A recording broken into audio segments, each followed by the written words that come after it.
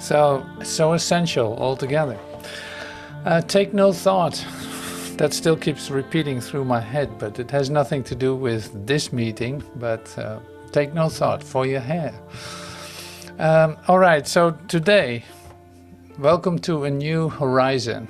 And see, this is an ongoing process to see new horizons. It's not that you do it once and then you see a new horizon. No, there's new horizons opening up all the time. And so with the book from our dear friend Joel, A New Horizon, see, it's like wonderful to walk through what he has given as the essential chapters, as the recommended chapters of the Infinite Way. Like, you should know these better than your own name, or at least the same. And so today we look at chapter 3, and so that's so much fun, you could say, or so great for seeing how Joel is expressing himself in the essentials of spiritual healing, or the essentials of awakening from this dream of limitation. Because of course we use all kinds of words for it, and every path has its own language, you could say. And that's all right, because the words in itself are not what determines the truth that it's, say, symbolizing. So words are still symbols of symbols. So they're like moved away from the truth. It can never describe the truth, because the truth is not a word. The truth is, and that is what you are. Now this, it takes a moment before that really settles into your system, because it is very nice to hold on to a certain nomenclature, like a certain jargon, or a certain way of expressing, because that seems to be a way that it will come to you, like you are receptive for those expressions to come to you and to actually say, give to you what you can receive in that moment. Now this is how we use this booklet, and that is a compilation of, say, chapters from other books. So it was not so difficult to make that, but it took till 2023, or even 2024, to actually publish this book. Now I'm happy with that, so no complaints there. And to read through it and actually look at what it says into every detail is quite something. It is like you got to listen very well in what way Joel is expressing what he's expressing, because obviously he has no way of how to express this. He doesn't know how to do that, so it is given to him to share it like this, as it is, say, put in this book, you could say. So and we use that. So it's like almost like it's not translating it, but actually coming to the deeper meaning of what it actually says, and say the fundamental principles behind it that he gives a description of, but not necessarily mentioned specifically. So that's a nice kind of search and study. And today we do that using first a part of the introduction, where the editor and publisher say give a summary of the chapter 3, which has the name Protection.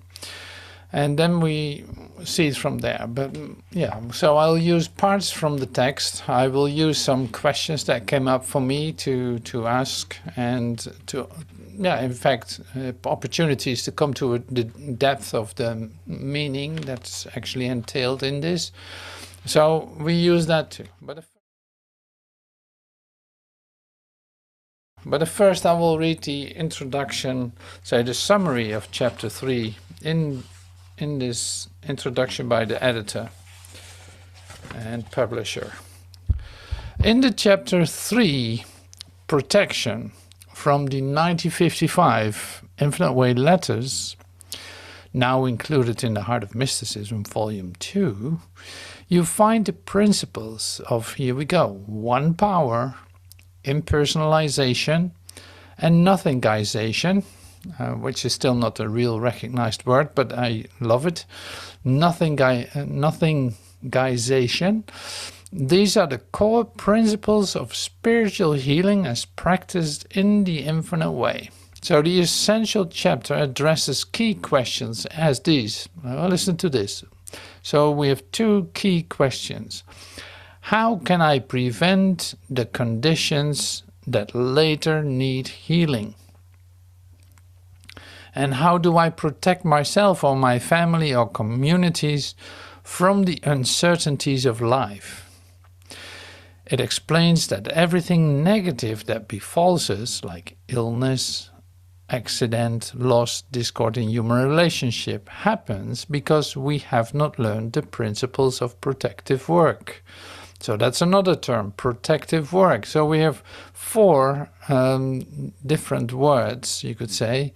So in fact, protective work, nothingization, one power, impersonalization.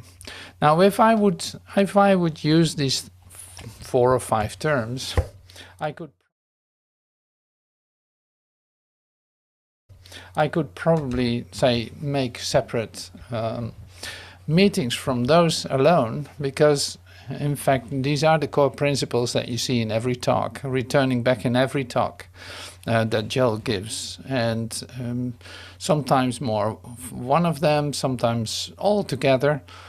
But the core questions are interesting because I wouldn't have formulated it like that. But we'll come to that later.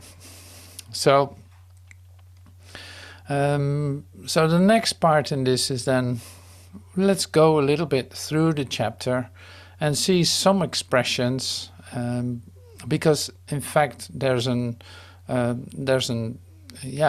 real introduction, you could say, into the themes that are mentioned in this chapter 3. So I'm going to share that with you in some sheets that I made, and just for the illustration and support in what we are looking at here. It's our way to walk a bit through the chapter. Protection. Omnipresence. Now that's a word too that we meet in almost every talk of Joel. Omnipresence.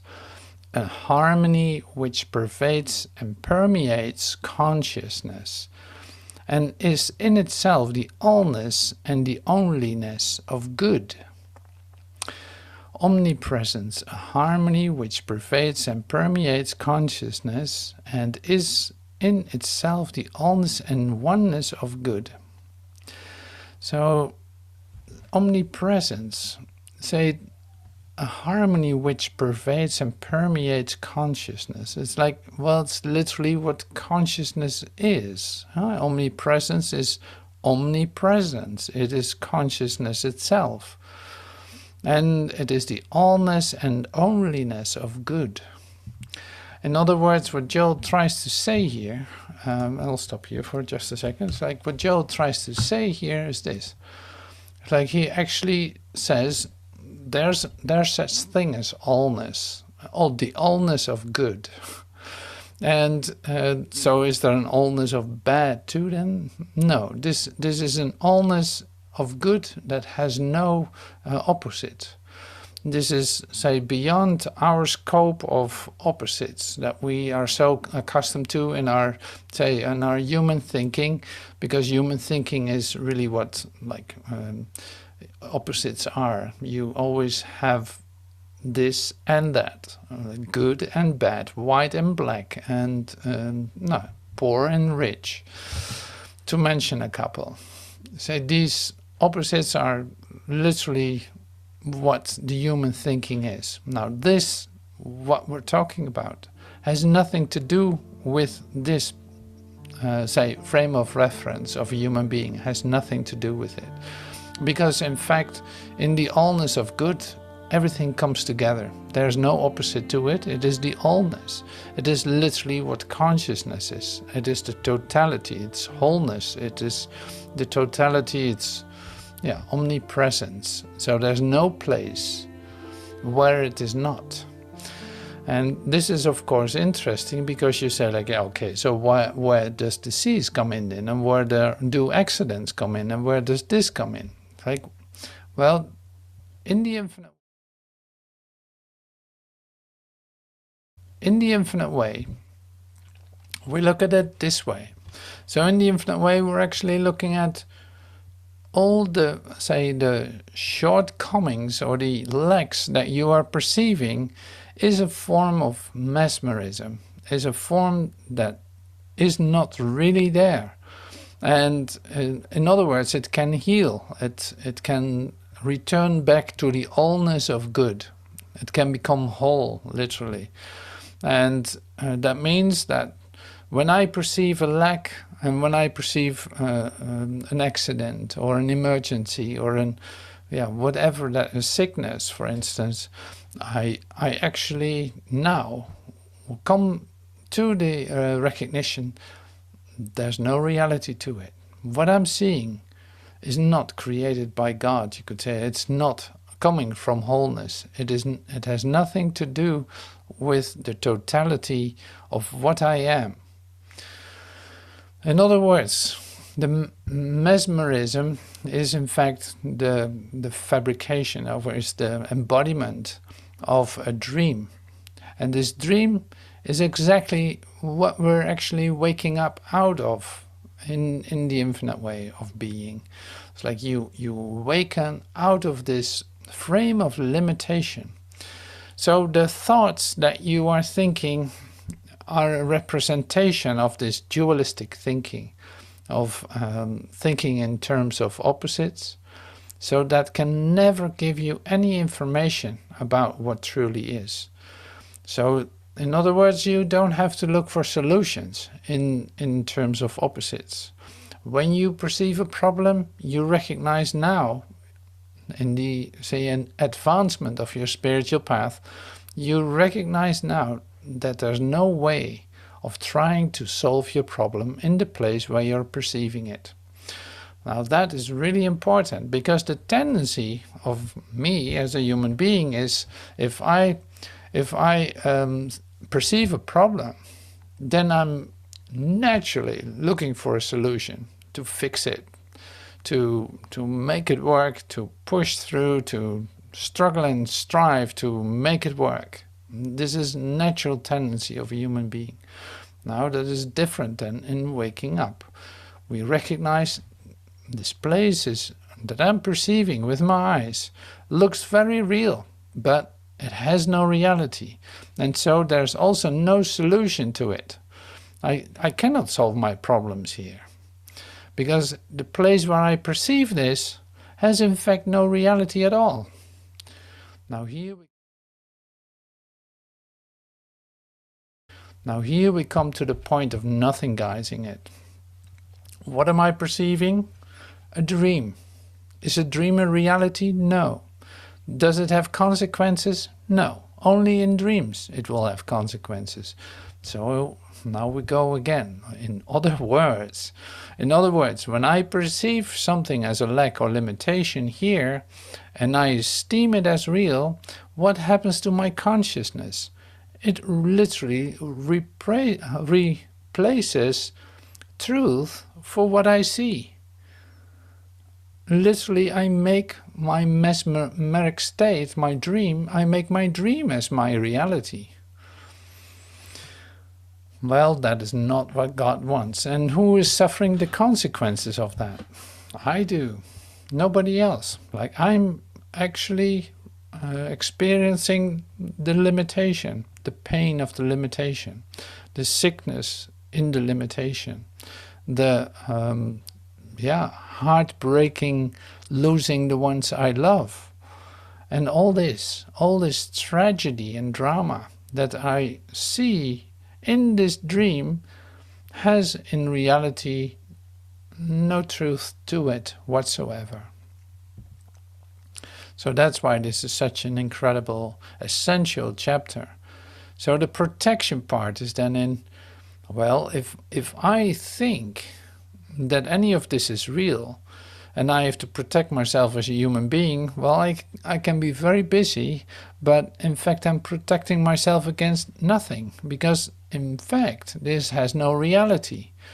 So my real protection, you could say, of any kind of discord that I perceive has to do with my realization that I'm not in this place. I'm not from this world. I am my Father, I one. That is my reality, and nothing can take that away from me. So I open up. I try to communicate. I'm opening my mind up, opening my consciousness, coming to a conscious realization by letting go any idea that I hold about this dualistic interpretation that I'm walking around in, called my dream. So I let all of that go, all my concerns, all my thoughts about it, all my, you name it, and become quiet and come into the practice of listening more than anything else. Now my mind is open, my consciousness is open, and what happens? It's like, actually, light can come into my awareness, and suddenly I feel upliftment in my consciousness. It's like, wow, what is this? I'm becoming quiet. Something is shifting and changing. I don't even know exactly what, but it feels really good and comforting. Now, that, you could say, is the start of my spiritual path, of my communication with God. And this comes to me in all kinds of ways, in ways that I can actually receive now, here, where I find myself. So that goes step by step. Now we see, okay, so protective work is one of the expressions that was in the introduction. The protective work that we do is in fact this, and Joel mentions it in the chapter many times. It is like, if I stay with my practice, it's like I realize first thing in the morning, it's like, wait a minute, before I fall into this trap of a human existence, before I make any of this real, let's have a moment of reality first, before I do anything. So here I go. I open my eyes, and I'm going to sit and say, breathe, relax, and start to meditate, start to opening up to this communication. Oh, I am my Father are one. Oh yeah, wait a minute. Yeah, I am my Father are one. And none of this place is real. No, right. Okay, that's just a dream. And so I can relax, in fact, because what can possibly happen to me if my happiness is guaranteed by God? I was created that way. I'm the love of the universe. I love to realize that, literally. I love to be completely imbued with that truth. Like, yes, so in that sense, I'm starting to give to God in the early morning and say, thank you, God. Thank you for this realization that comes to me on a daily basis or any time that I want, realizing that this world has no reality to it. And I'm home in heaven. I'm actually meditating. I'm actually coming into communication with my source. And I wait a moment and listen. I relax into that. So that feels so good. Finally, so I put down my yoke. I put down all my concerns and say, okay, God, this is your day. Show me which way to go, who to talk to, what to do. Because the only tendency that I have as a human being is to suffer through it, solve my own problems, and no matter what, fix this. And I'm going to give this up today, right away. So you make my decisions, you tell me what to do, where to go, and who to see, and we'll see it from there. And if I forget this during the day, I will say, stop again and start all over again to do the same thing. I am my Father of one. Here's my light. Oh yeah, it didn't go anywhere. I can realize that in this instant, it is given to me continuously. Like there's no moment where that does not happen. Only in my experience of myself, I am distracted by all the occurrences that seem to take place on this global level of my own dream, because it's nothing more than that. It has no continuity, even though I look for it. It has no past. It has no future. And I try to knit those two together, and the three. But it has no reality. So that's so good to realize. So this is my morning. This is my protective work. So it is that simple. So I stick with my practice no matter what. Not only to get good results to the things that I want in my dream. No, I forget about anything that I want from this dream. In fact, I don't want any of it. I recognize the nothingness of it. I don't want any of it. No, what I want is going to be given by God, and it will, say, suffice. It will give me everything I need. Before I ask, it is already given, is what is being said in the Bible. It's like, before I ask, God already answered, because he knows my needs. He knows exactly what I need. And in fact, I need nothing. So that's really great.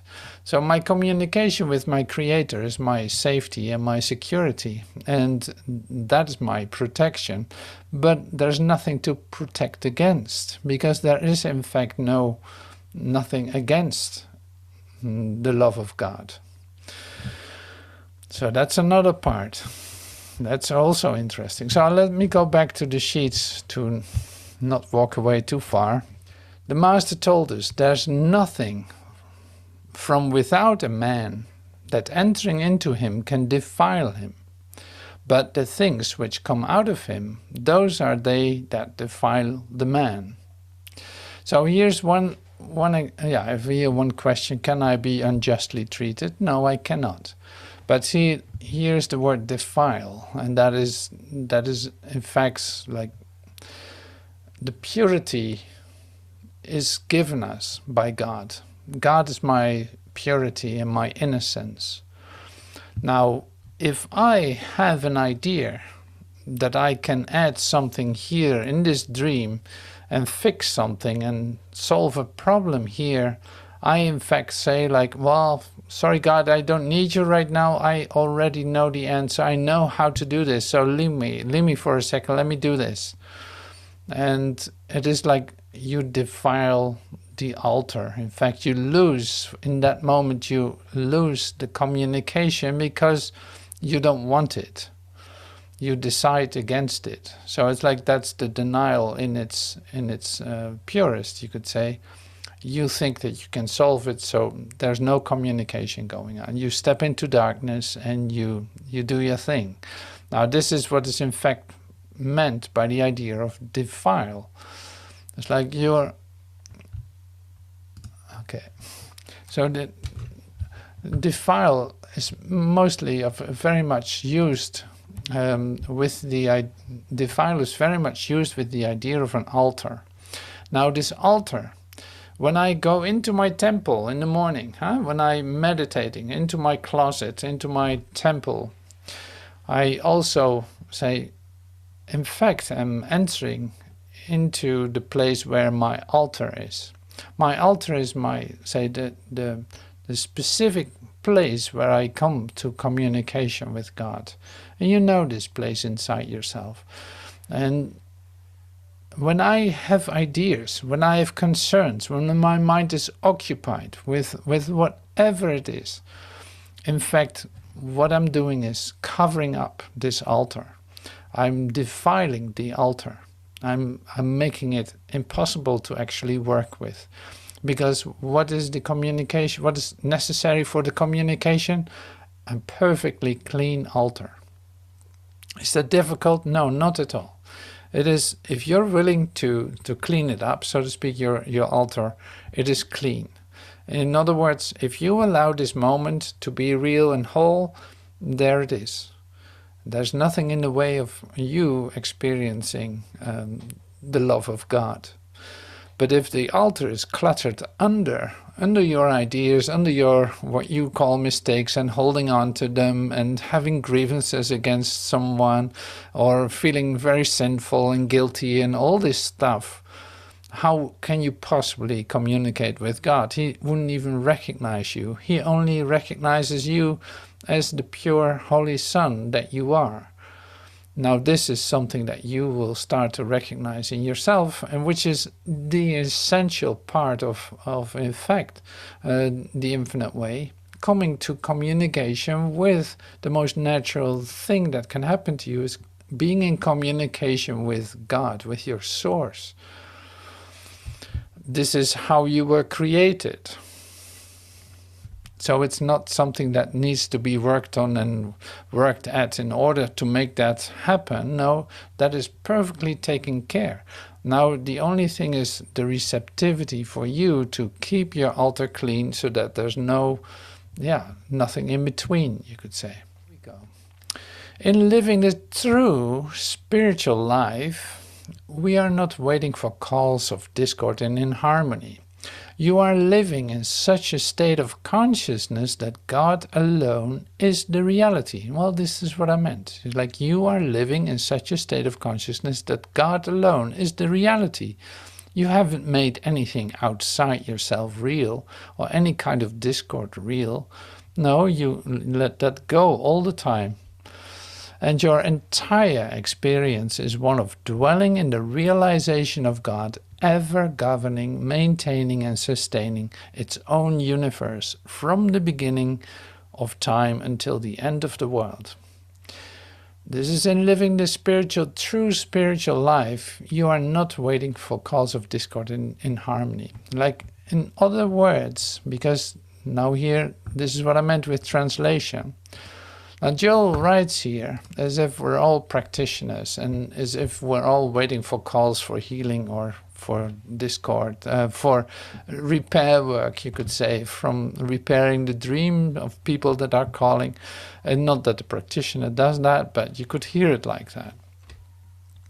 So here, in fact, Joel means if you still have expectations of that the world is going to give you something that you need, or that you're waiting for it, or that you think like, well, there might be a solution here, it might be different this time, and that maybe I should go to a doctor to let this be fixed, or to take a look at that and to do all of this stuff.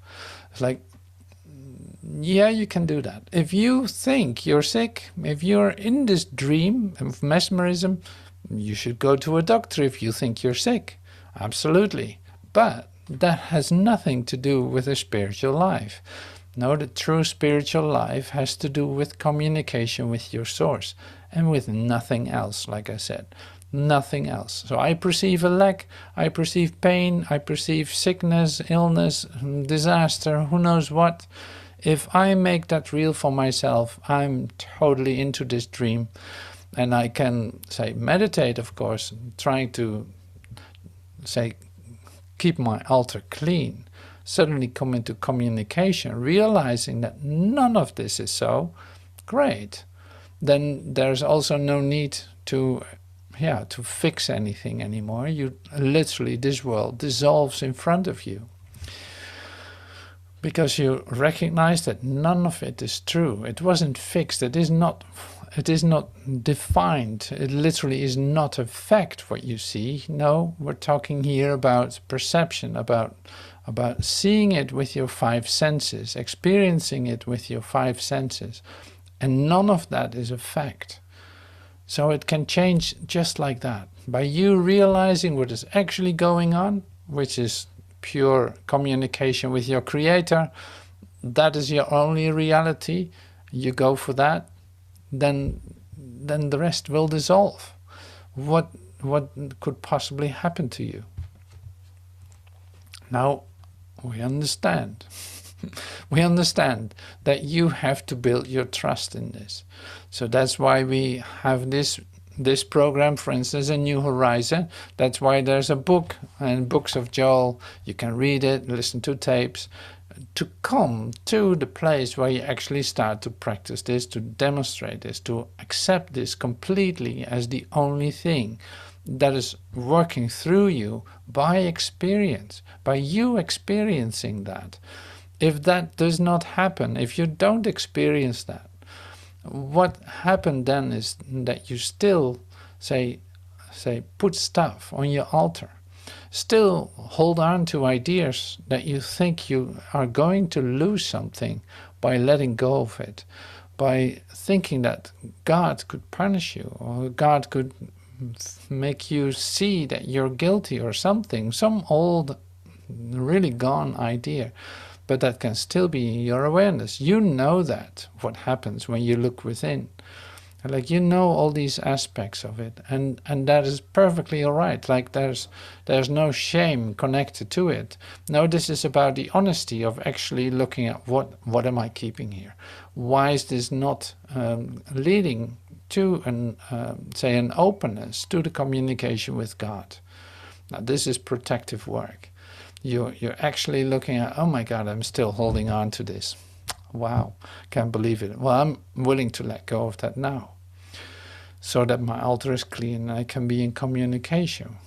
So when my altar is clean, on the other hand, it is going to be given to me to receive that communication. See, that's the step that is from God to you.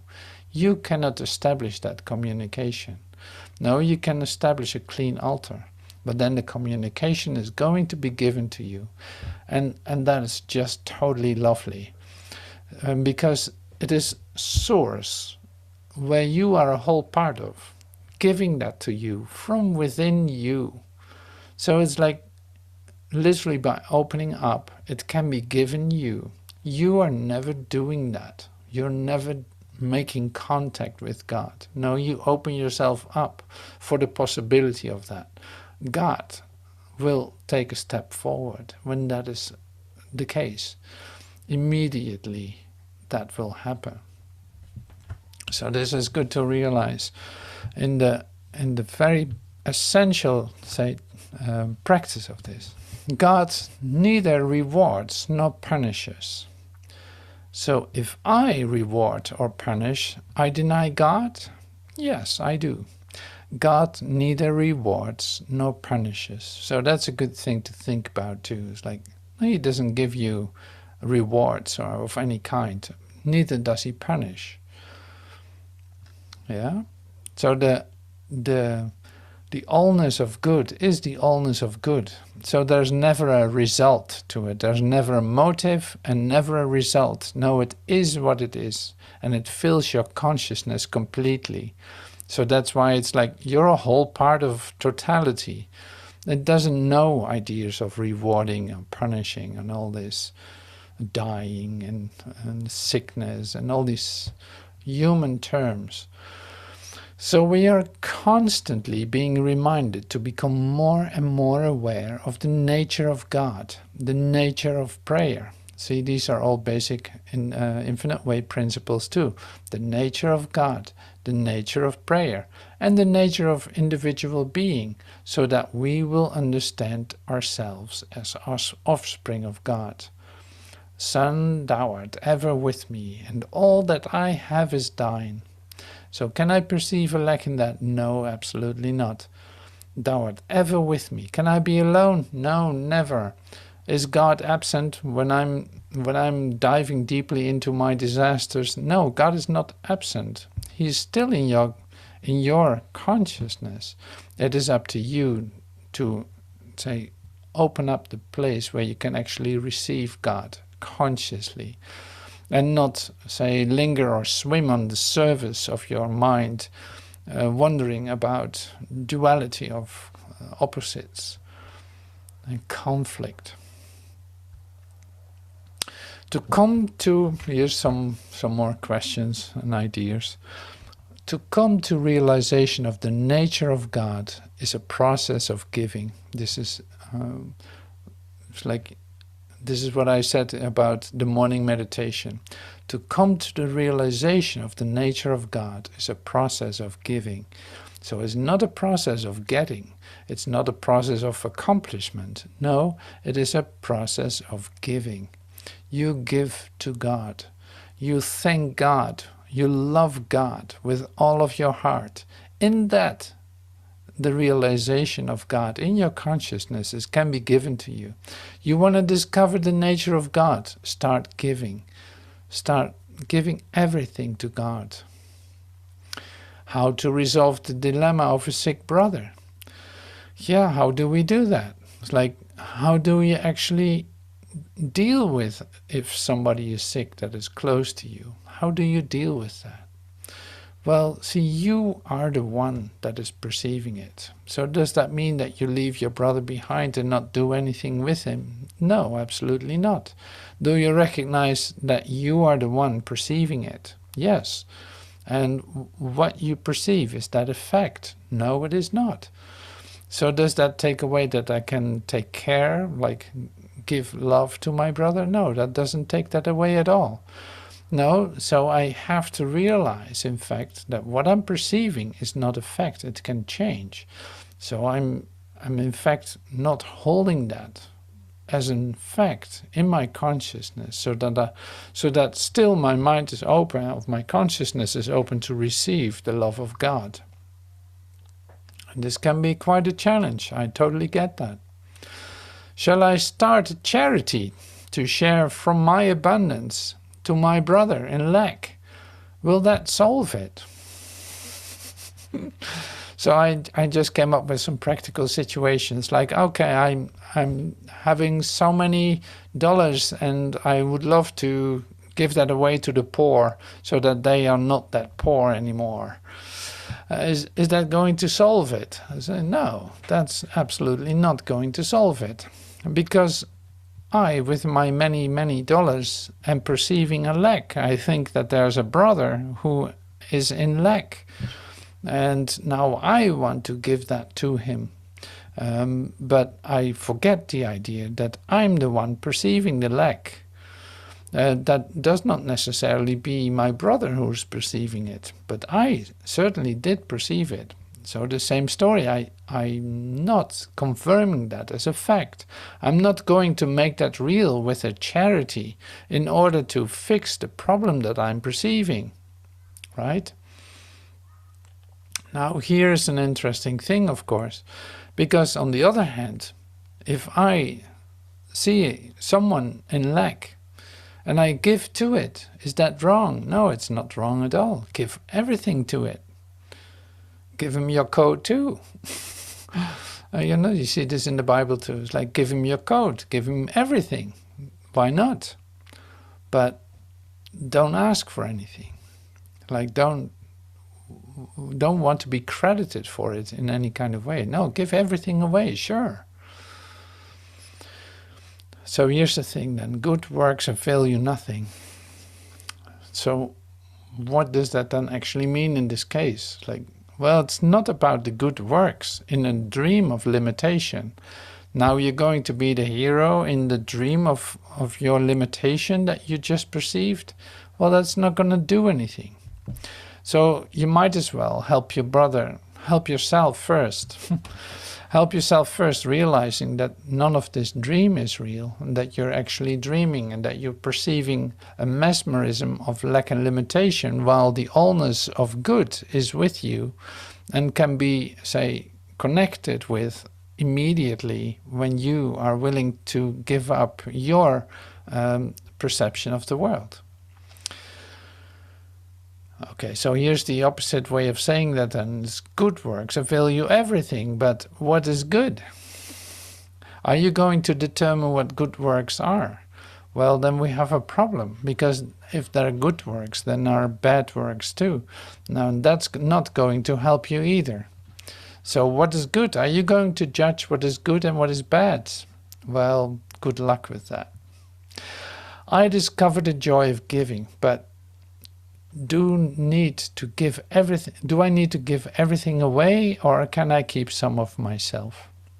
It's like, well, let's not overdo it. I love to give, but I have to keep something for myself too. Well, if I keep something of myself too, am I then truly giving? No, I'm securing my place first. Why not just give everything away? See, these are just exercises in seeing what your mind is doing with the idea of giving. It's like, can you call it giving when you actually want to keep something for yourself? What do you need why are you protecting yourself, you know? Okay, so I'll get out of this for just a second.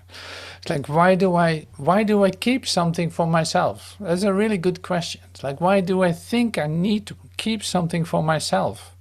That can only be if I think that there's a future, right? If I can have a future leg. So what am I doing in that moment? I'm actually projecting that into the future, that I have my investment in, say, a future with leg. That's the principle behind the thinking like this. It's like, that's why I can give everything away, because there is no future. If I realize that I'm here now, omnipresence, like I'm here now in this instant, the allness of good is given me to experience, what else can I possibly need? And when do I think I need that? So only if I make a timeline real with a past and a future, thinking that there can be a future leg, I'm say, laying up stores. I'm protecting myself. I don't need God's protection, I protect myself. You know, it's immediately denial of that everything is given you already in this instant. Now here is, say, a real insight, in fact, for your protective work. Your protection will never come from your ways of protecting yourself for a better future or for a safe future. There's no safety here, because literally, like we said, the nature of this dream is an unreality. It's based on mesmerism and fata morgana, or it's like it's not what it appears to be. There's no fact and no security in it whatsoever. So the only way to come to know that is to give everything away and keep your mind completely, your consciousness completely open, your altar completely clean, to come into a direct experience of your connectedness with God, with the love that you are. How else can that come to you if you start to protect yourself? So here's the important thing now with protective work. That never means that you have to do something. Never. You don't have to prepare yourself for an upcoming disaster or whatever you think is going on. It's like, no, your protective work lies in the fact that you can, stay in the practice of communicating with your source. This source is the allness of good. Do you need more than good and allness and everything? No, because that would be a lack, right? So you don't want that. Okay, can keep looking at the clock, because I'm really enjoying this, and I want to share everything. I want to give it all away. No, is it okay to expect something in return when I give? No, absolutely not. No. Don't expect anything in return when you give, because then in fact you don't even give it. So that's really interesting. Is God protecting me? Is one of the questions here. Is God protecting me?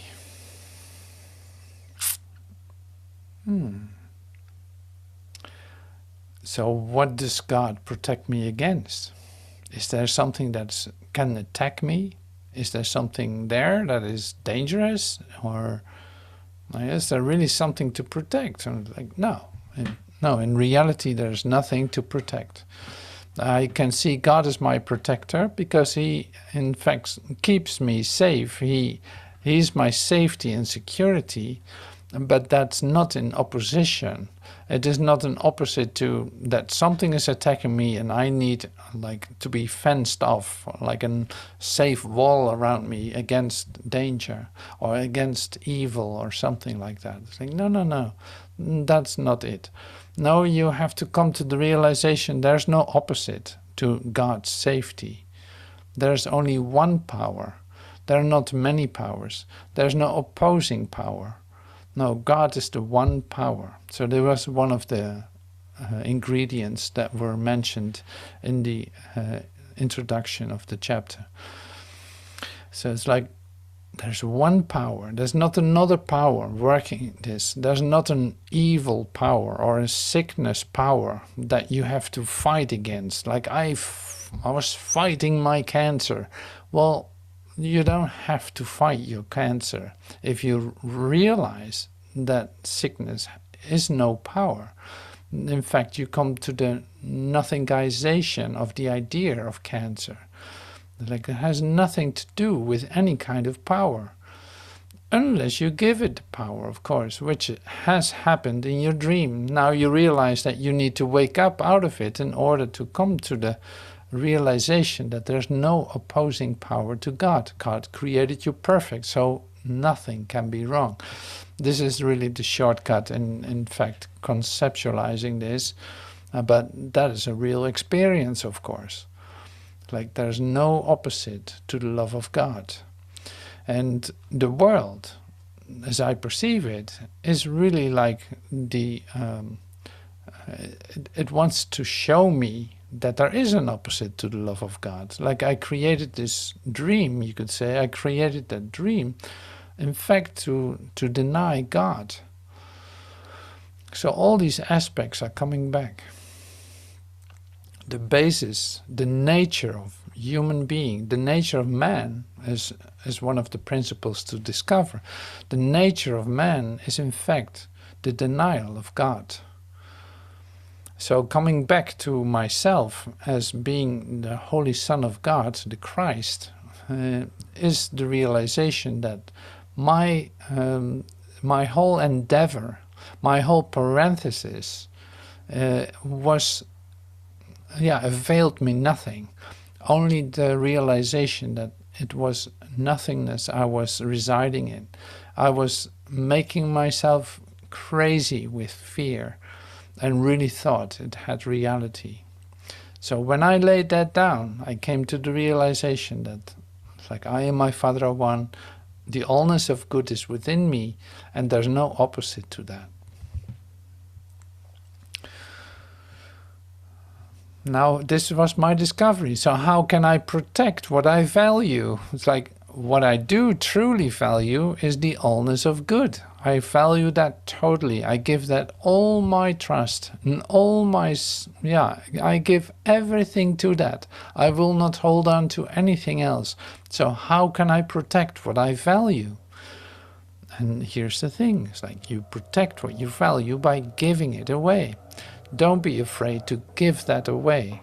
And giving that away is literally, like start to demonstrate it. Bring it into action, into expression.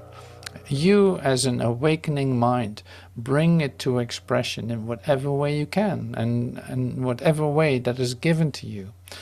So how can you possibly lose something if you know it's yours? How can I lose the love of God if I realize it is mine because I'm created out of love? Like it's impossible for me to lose that. So now I can give it away to everyone who wants to hear it and express it in any kind of way. Just because I realize I can never lose this. I don't need to be concerned with anything. All right, so I want to read a little bit from the book. I have time for that. Great. Because Joel's, the way that he expresses it is, of course, his expression of this, what he has discovered for himself. If you understand, he says on page 29, if you understand the nature of God, you will understand that God is the creative principle of all existence. God is the law unto all creation. God is the substance, the reality, and the continuity of all creation. Therefore, all creation is in and of God, subject to God's government and God's care.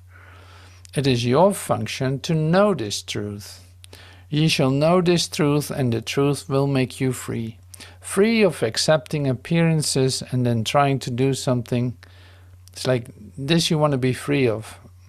Free of accepting appearances and trying to do something about them. You want to be free of that. No, then the truth will set you free.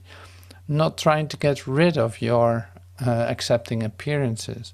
Not making appearances real and then trying to fix them, in other words. Do you see wherein the message of the infinite way and its practice differs from the greater part of metaphysical teachings? Living the infinite way means living in constant conscious realization of God as infinite, omnipresent, eternal being. It means living always in the consciousness that before Abraham was, I am, the divine principle, the protective, maintaining and sustaining influence into this universe. It also means living in the constant conscious realization of the truth that I am with you unto the end of the world. And just as nothing could happen to you yesterday, so nothing could happen to you today or tomorrow, except as a part of God's grace. We could live lives of constant miracles if only we would abide in the consciousness of this truth. My grace is sufficient for thee. Thy grace is sufficient for every need, but not thy grace that is coming tomorrow. Thy grace, since before Abraham was, is my sufficiency. Thy grace is my sufficiency until the end of the world. Now this is great. So it's like, that's where my safety is. I experience a moment of grace and I have never questioned about it. I know I'm sustained by the love of God. Like that is given to me. I only have to stay in the practice of realizing that. And this you get all the help with too in your realization. Like that is coming to you all the time too, by you taking time to listen to it.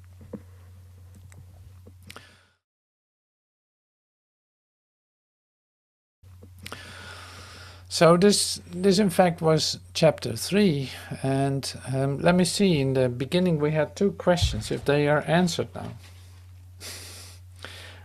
So that we are sure that we did what we could possibly do. Chapter 3, the 2 questions. How can I prevent the conditions that later need healing? How can I prevent the conditions that later need healing? What conditions that need healing later? How can I prevent? Well, in fact, we said this. It's like your protective work consists of this, is staying with your practice of, on a daily basis, starting your day right, with coming into your stillness, making sure your altar is clean, so you receive, that your lamp is filled, in other words, like you are ready, in high expectancy, you expect God today. And this is your protection against things that possibly later needed healing. It's like, then that simply doesn't happen because your consciousness is centered into the, say, into alignment with the whole universe. So that's really important. Now the next question was, how do I protect myself or my family or community from the uncertainties of life? So in this, it explains anything negative that befalls us happens because we not learned the principles of protective work. So that in fact answers itself too. It's like that's the same as what we said. You stay with your protective work. You're not protecting anything, by the way, that you know that.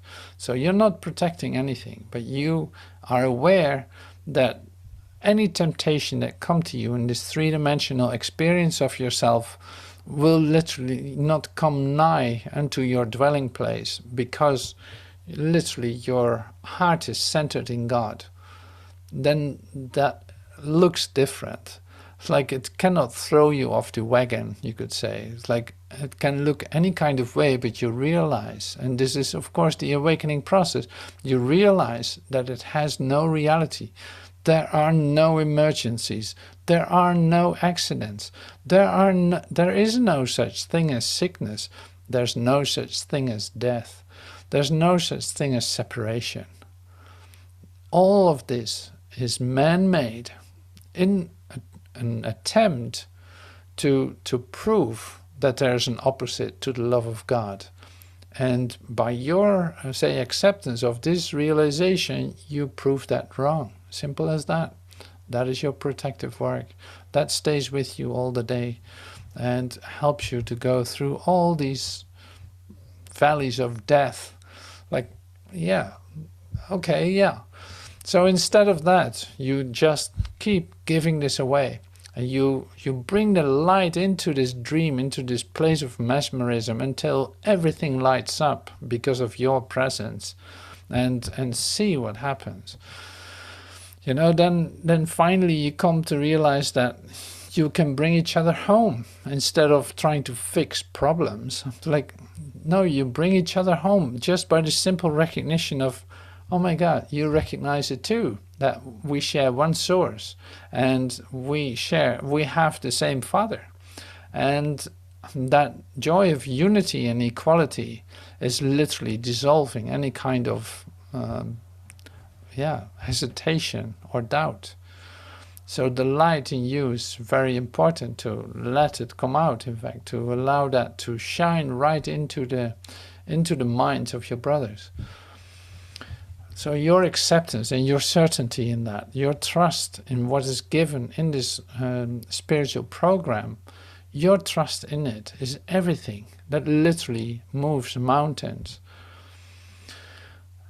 So that really opens up new horizons, and you being present in this, even that you find yourself in a three-dimensional place that you know has no reality, you still can give everything to your brothers without hesitation. Because you cannot lose it, you cannot, no, it's your greatest certainty. It is a constancy that is with you.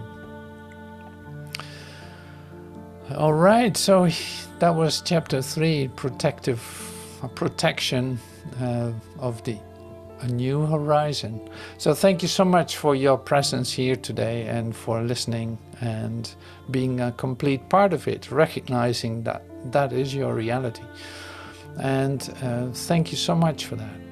I hope to see you maybe next week in chapter 4, which is, I'll look it up real quick. Contemplation develops the beholder. Oh, so we go back into the idea of beholder. That's nice. So contemplation develops the beholder. Now, what is that going to mean? We're going to discover that next week. Thank you for everything and see you soon. Bye for now.